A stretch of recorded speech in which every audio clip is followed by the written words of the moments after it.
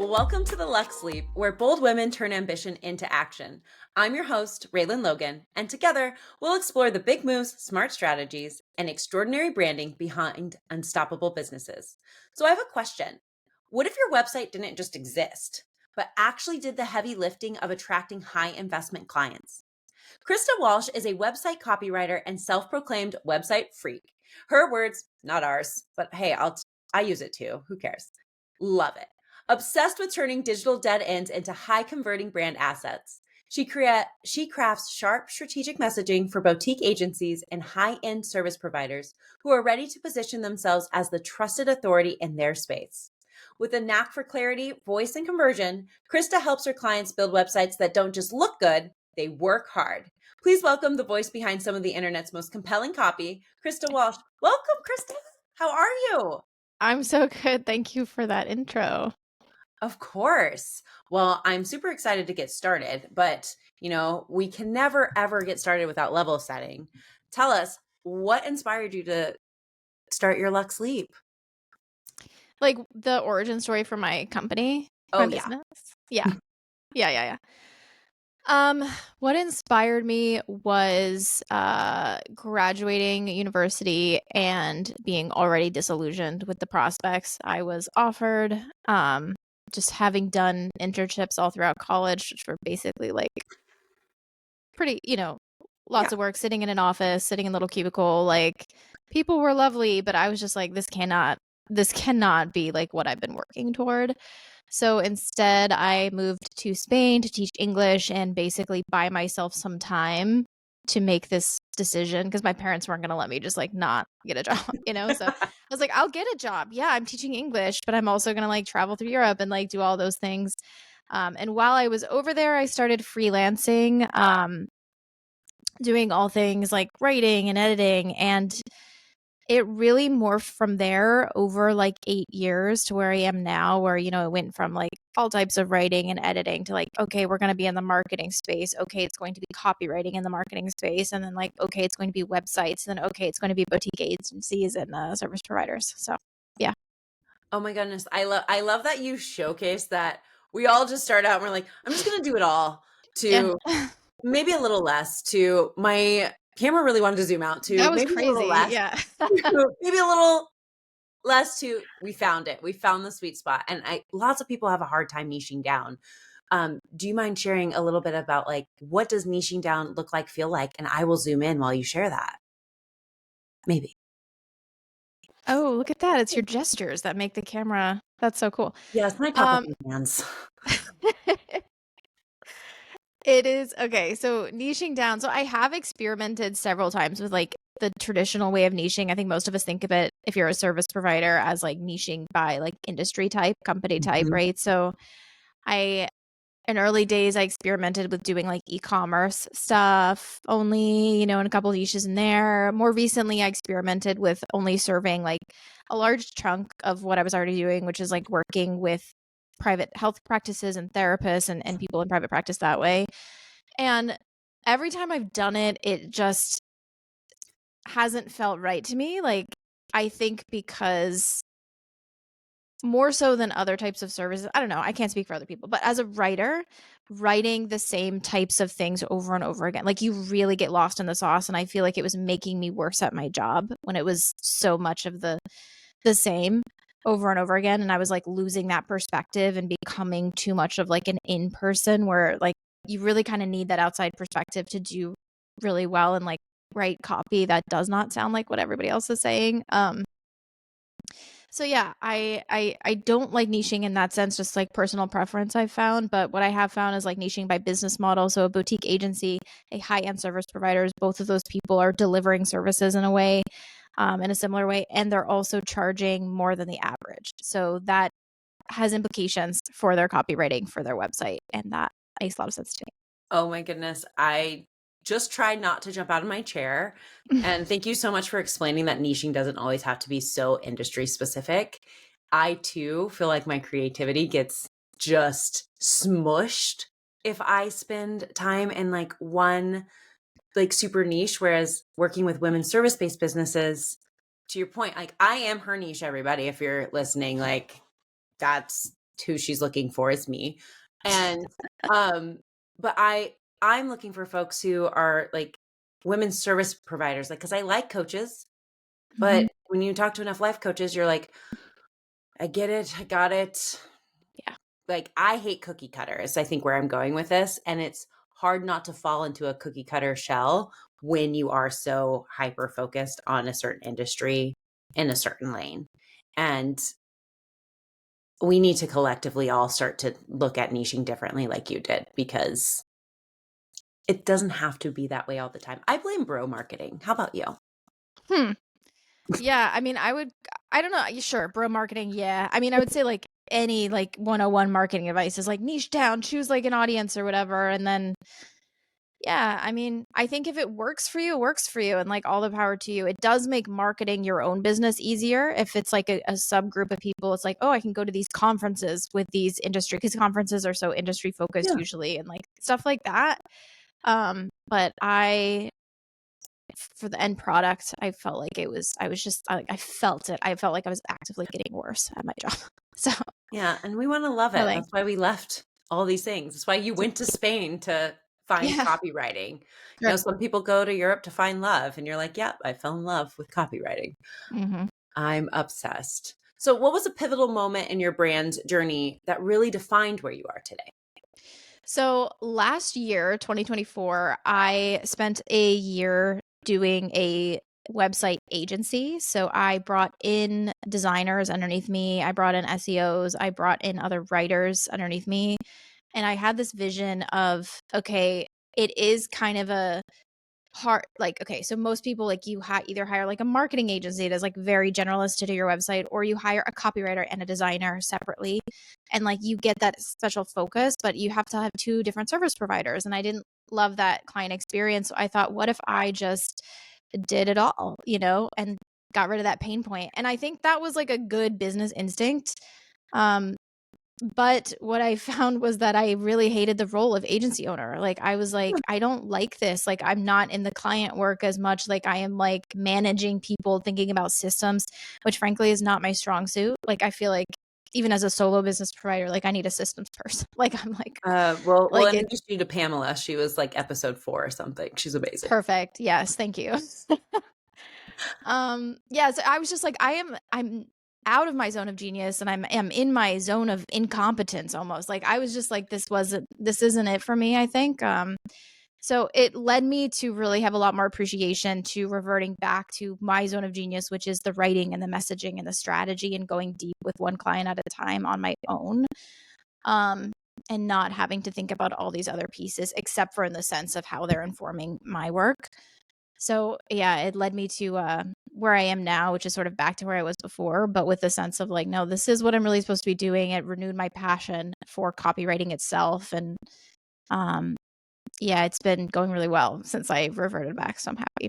That's beautiful. I mean, it's also just great to hear that, that is your zone. Whereas I probably sit in the zone that you didn't like, um, to a Yeah, certain no, extent, some because people are amazing at it. yeah, I love leading people. I love the strategy of it. I love all those elements, but I don't necessarily love writing. I've found more of a love for it in the last couple of years. And it's no secret that I don't love marketing, and I'm constantly like, listen, y'all, branding is not marketing. And I will not change my business name because it was named after my son. So that's my own pickle I have to get through. But it's interesting that you were just so willing to take that risk when so many folks are afraid to take a risk. I mean, I guess that is the name of the show, like taking a Luxe Leap and just going for gold. But the fact that you did it is super inspiring. And we don't hear those stories on this show very often. So thank you for sharing that, because I mean, you took a risk not only on something that you do, but like having folks that were working under you and having to be true to yourself and say, I got to shift gears, y'all. Love you though. That's pretty incredible. Yeah, and it is one of those things where it's like,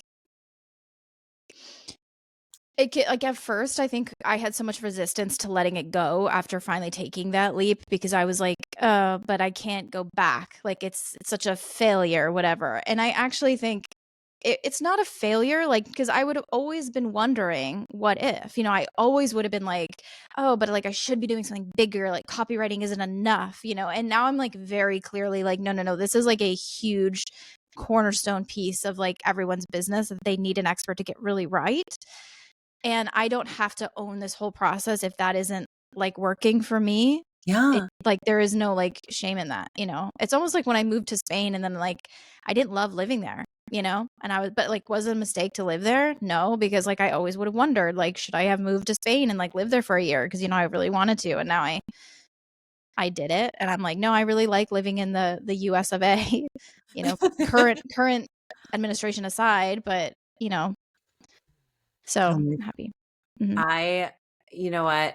Again, current administration aside, it's really amazing that you took that chance and that you test things. And I personally see that also with copywriting. Like sometimes we have to take a risk and say the thing that we're so scared to say, Mhm. because that's usually the thing that converts a lot of the time. Because it's me. I don't believe that vanilla opinions pop bottles are not going to ever. We have to like say the thing that our soul wants us to say. And so I also agree, like the idea of what if is not for me. Yeah. Um I don't want to live in that world. I don't believe in having regrets. So it is just it feels so good to talk with somebody who also feels that way in life. That's what I'm going to say. I'm just very grateful to have that with you. So, thank you. Um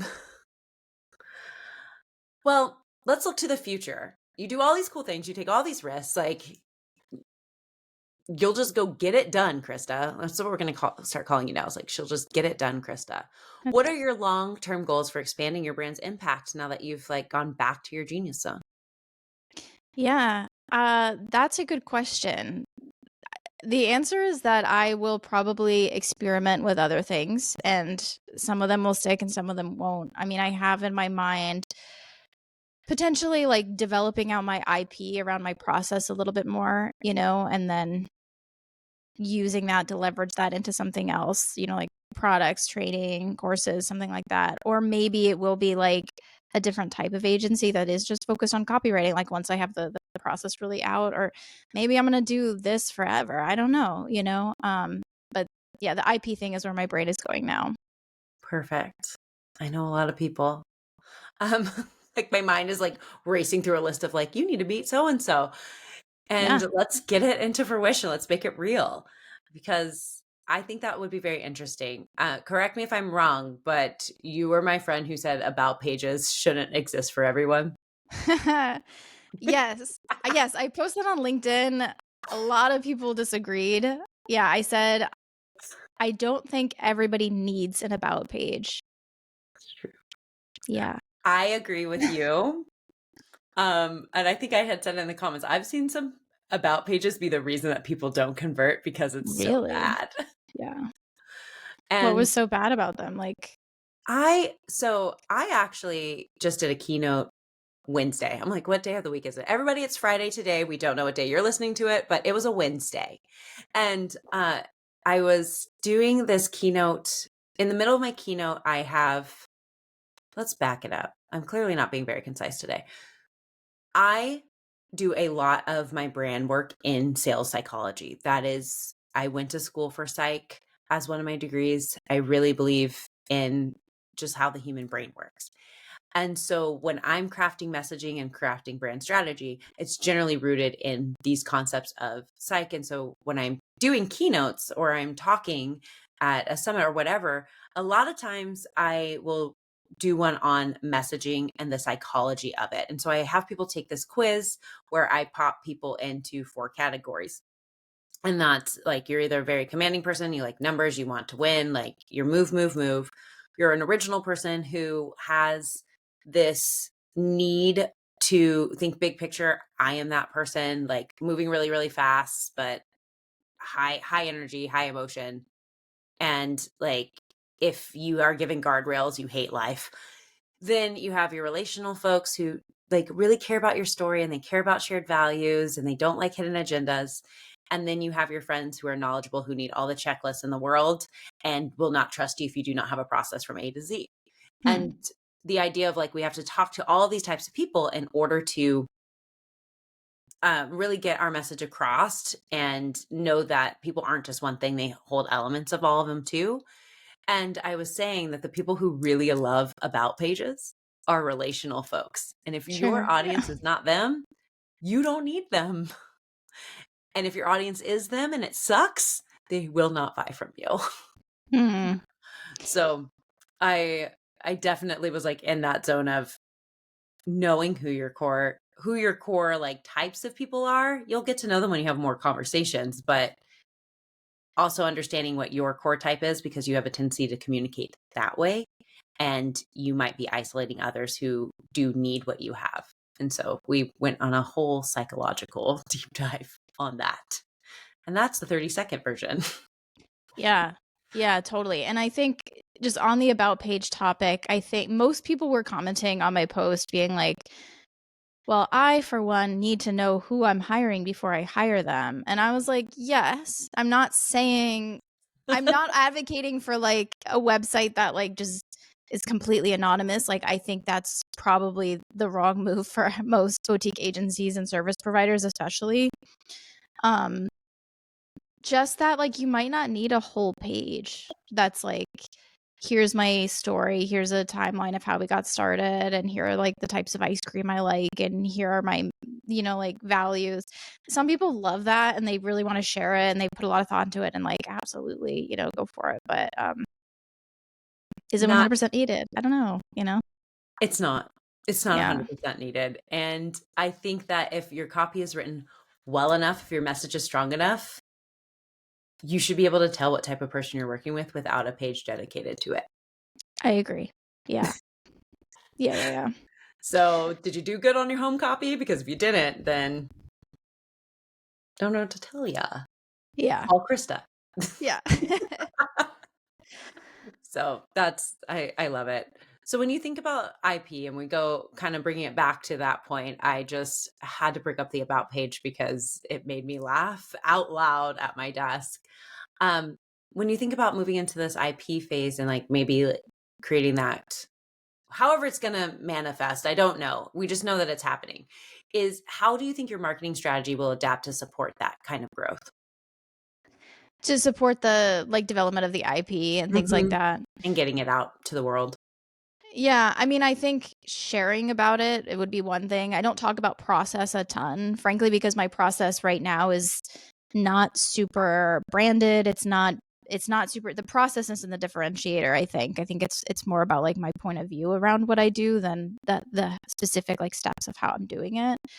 Um so yeah, I think there would be a lot more opportunities to market around that. I would probably create a page on it for my website too, like more about the process. Do you feel you have to write about it before you can like really get it out of your head? I'm curious. Yeah, yeah, it depends. I mean, sometimes I like voice memo myself to get my thoughts out. Sometimes I write it out just depending on my mood. But yeah, some sort of like rough vomit thing before I talk about it to other people, I think, yeah. At least publicly as a brand. Yes, I know. I'm always curious how like because there are some people who do both. There's people who are like, no, I've just got to voice note everything to death, and then Yeah. there's people who have to write about it. And there's I used to think I was a horrible writer, horrible up until like 2 summers ago, and it was all because I had like free wrote a paper in 5th grade. And I was little Miss A+ student. I was a very, very good kid in school. I'm facing the complete opposite with my own child. It's wild. But I remember we had state testing in California, and so we had to do a writing exam, like piece of it, where we had to write a story. And I thought I had more time, so I wrote the rough draft first. And my teacher was like going around, he's like, "Well, let me pick one at random to read." It was not at random. It was intentionally like Raylan's are usually good. Let's read this out loud. It was awful. Uh, and it didn't make any sense. And it was like my brain just going through all these like different phases to get to a point. And I was afraid of writing for years because of it and to share my writing with people because of it. Do you find you get a lot of people who feel like they're not good writers when they come to you? Yeah. Oh my God, I hate that for you. Like at 5th grade, that sucks. Yeah. Yes, it's a split. There are people who they think they're not good copywriters at least. Like they might be like, I can write, but it's a little bit academic, or like it's super boring, or like, but I also work with a lot of like, if we're talking about agencies, like people in marketing themselves. I have also worked with other copywriters, who have hired me, and so those people are certainly good at it, but in their case, it's more like, what messages are we like foregrounding where? Like it's the message level stuff is like you feel really close to your own business and it's hard to figure out what to do with that, especially on something like a website where it is like everything we do has to now like be in this like very lean package versus something like a post or an email or even like a sales page that is selling one offer. So they really struggle with the strategy piece. But yeah, there are some people who feel like they're not good writers, or at least good copywriters, right? Like for the marketing sense. Oh, I don't know. I'm always so curious. Don't worry. The reason I decided that I'm now a decent writer is because Laura Bell Gray told me I was. So we're fine Nice. now. Like Nice. that was the That shift. is the stamp of approval you need. Yeah. On the book that we got like to hold our notes. Today we're just zooming in and out all day. I have no idea what's happening. Whatever, everybody. Here's all my stuff. But it was so funny because she had us like write an email and I got really brave. I was like, hey, I'm just going to read it out loud to the group. And I made her laugh. And so on my notebook that I wrote that, and I finally felt confident in writing, was I know I'm funny because I made Laura Belgrade laugh. And I've never looked back since. I'm like, I'll write about anything. Yeah. But yeah, writing is a scary thing. And so I always like to ask copywriters about it because I will not call myself a copywriter ever. It's never happening. Alrighty, my friend, we have made it to the fun part of this party. And this will make you laugh because you also know Tamara. So when Tam was on the show, she goes, okay, I'm ready for these questions. I was like, well, I don't send them. She goes, I know, but I pre-gamed before I got here. So I don't know if you pre-gamed with Tam. Like she was drinking? Wait, what do you mean? No, that's how I took it. But she had like listened to other podcast episodes to be prepped for this. But it's the fact that she was like, I pre-gamed. And I was like, girl, this is how I know we'll be friends forever. Oh my God, so funny. Yeah, because I cannot picture her like Taking pre-gaming. shots. Like, yeah, they taking shots for a podcast, and I was like, wow, okay, yeah. No, she definitely didn't do that. But it was just the way she said it. I was like, we'll be friends forever from this point forward because yeah, she's so great. Also, I'm obsessed with her accent. Sidebar. Sidebar. Okay, everyone's gonna go find that episode. I have no You idea gotta listen anybody's to episode it. It's numbers so from. great. It was not that long ago though. Maybe we'll pop it in the show notes, y'all. At this point, shout out to Tam and Pamela because we've given you guys that space. Love you, miss you.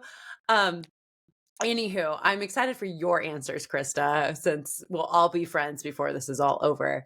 But what does a day living a luxurious life look like for you? Ooh, such a great question. I think it looks like a lot of ease, like a lot of like wake up whenever I want, take a long walk with my dog, go to my favorite restaurants. Yeah, I guess that's a little boring, but that's what it feels like to me. Just like a lot of ease, doing whatever the hell I want. I love how you edited yourself there. That sounds like heaven to me too. So I don't think that's boring at all. I don't want to wake up to an alarm clock, and I would prefer that I could do all of that next to a beach. Okay. So I'm right there with you as long as you like the ocean. And I will. Yeah, I do like the ocean. Yeah. Just live. I think that's live on nobody else's terms. So, in one word, what is your primary motivation in business? It changes with seasons. I think for a while it was like agency and autonomy, like having a lot of freedom to make my own path. I think right now it's more about craft, like coming off of that like pivot away from the running an agency into like getting back into copywriting space. I'm sort of like rededicating myself to learning a lot about it and like resharpening my skills there. And I'm finding that like it's really fun rediscovering that passion. So yeah. That's beautiful. Nobody has said craft before. Look at you. You're such an original. I'm here for it. That's what you got on my quiz. We can have a whole party with it. So this has been incredible. I cannot thank you enough for just being here on the show, taking the time out of your day to spend it with me. And you are absolutely amazing. How can people get a hold of you? I'm really active on LinkedIn. So I think if you want to follow me there. I have an Instagram account, but it's pretty dormant because I don't like it on that platform. So I would do that. And then from there, you can find my site, you can find my newsletter, things like that. I love it. Well, everyone, if today's episode has you rethinking about how you're showing up and you're ready for a brand that actually turns heads, I would love to invite you to book your Brand Muta Brand Breakthrough with me, and then I'll probably just pass you on to Krista. But it is a video deep dive audit where I help you see exactly what's working, what's not, and what needs to shift to attract your champagne clientele. You can grab your spot at Gray with an A, because we are learning now that people spell Grayson differently. Anywho, graydigitalmktg.co/brandmuta-review and start turning clarity into confidence, because let's be honest, folks, vanilla opinions do not pop bottles. I will say it until I'm blue in the face. Otherwise, I am happy to enjoy another amazing episode with all of you. Krista has been incredible. I hope you learned lots, and go do something risky today. If I learned anything from her today, it's like, just go do it. It's going to be amazing no matter which way you slice it or dice it. So until next time, everybody, I hope you have a wonderful week, and we'll talk soon.